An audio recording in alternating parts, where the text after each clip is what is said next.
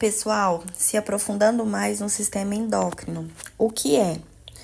É um conjunto de glândulas e tecidos responsáveis pela produção de hormônios. Função: controlar por meio da produção de hormônios funções do corpo como crescimento, contrações do útero no parto, equilíbrio de minerais no sangue e etc. Daqui para frente a gente vai começar a falar sobre as glândulas do sistema endócrino. Essas glândulas são estruturas que lançam algumas substâncias na corrente sanguínea.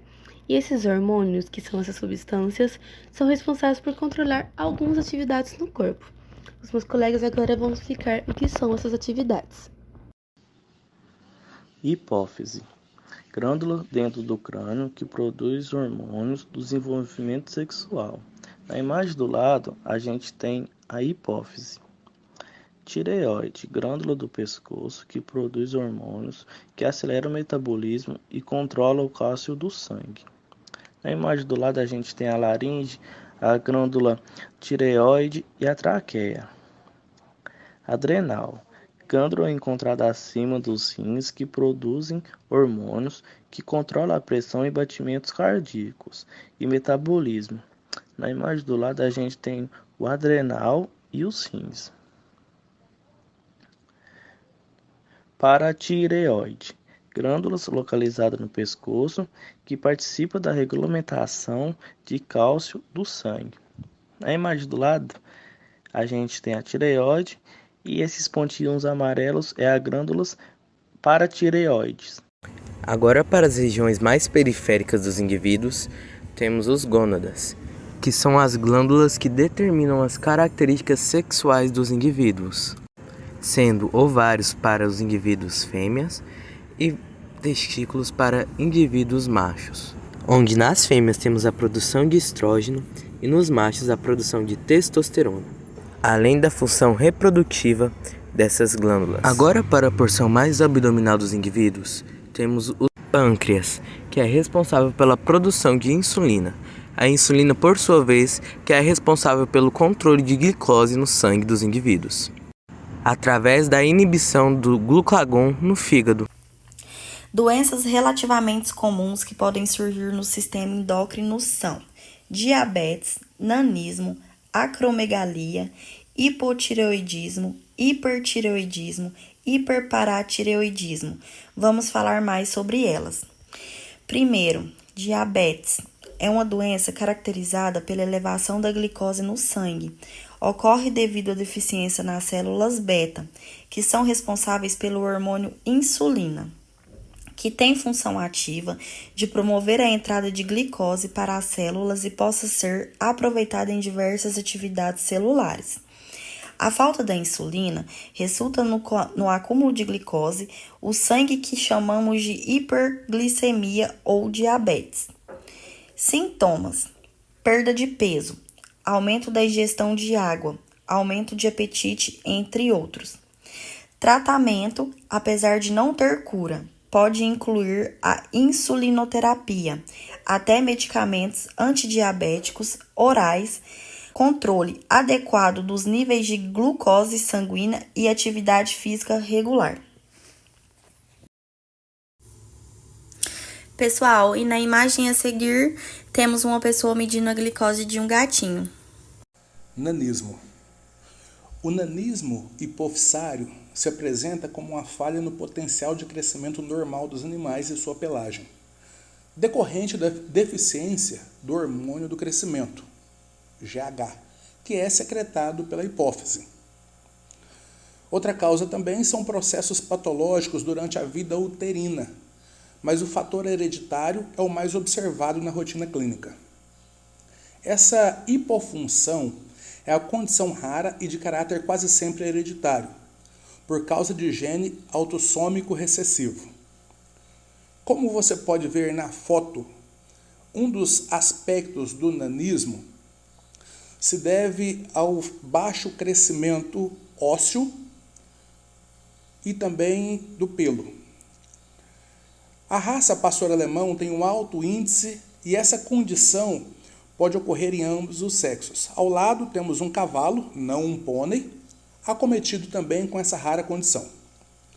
Os animais afetados não apresentam disfunções até 2 meses de idade e não se diferenciam na ninhada. Após esse período, torna-se mais evidente que o animal acometido possui um desenvolvimento mais lento em relação aos outros.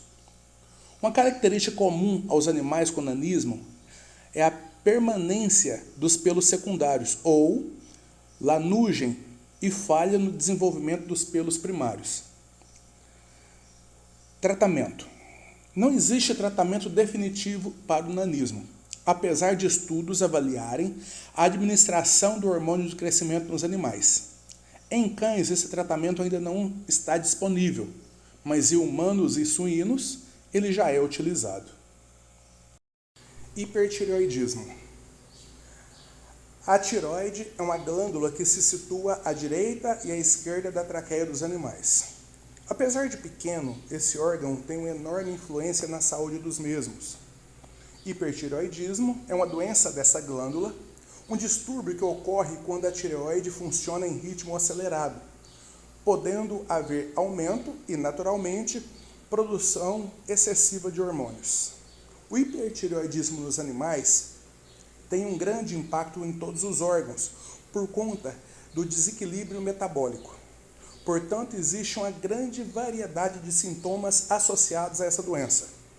O diagnóstico é feito com base nos sintomas descritos, pela observação e também pela confirmação feita através de exames de sangue.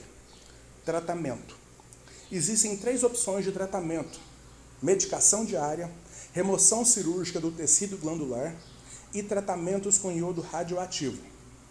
O tratamento do hipertireoidismo tem como objetivo restabelecer os níveis hormonais normais.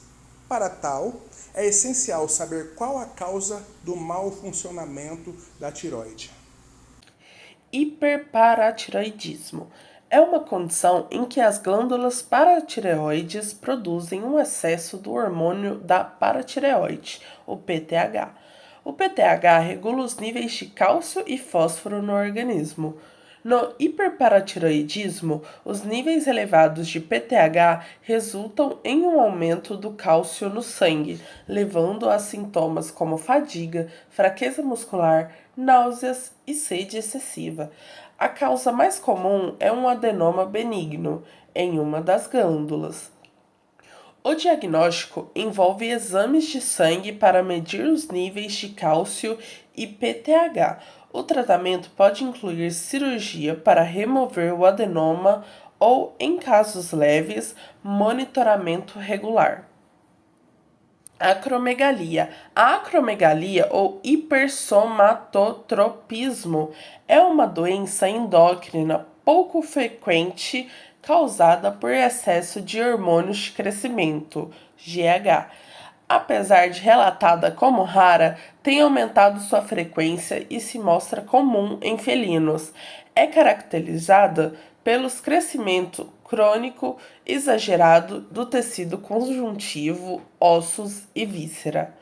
Ocorre devido a um tumor pituitário secretor de hormônio de crescimento. Os principais sinais clínicos incluem diabetes resistente à insulina, dilatação dos órgãos de tecido mole, principalmente fígado e rins, e proliferação de tecido gengival.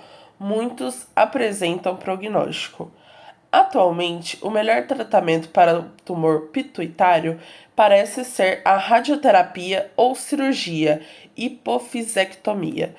Como são procedimentos ainda pouco explorados no Brasil, o tratamento se passa pelo uso de doses elevadas de insulina com o intuito de melhor controle da diabetes. O hipotireoidismo, o qual é uma condição em que a tireoide, uma glândula produtora de hormônios que regula o metabolismo do corpo, localizada no pescoço, deixam de produzir alguns hormônios ou produz uma quantidade muito pequena, que não é suficiente para suprir o bom funcionamento do organismo. A causa mais comum é a tireoidite de Hashimoto, uma doença autoimune que faz com que o próprio organismo ataque a tireoide, resultando num hipotireoidismo.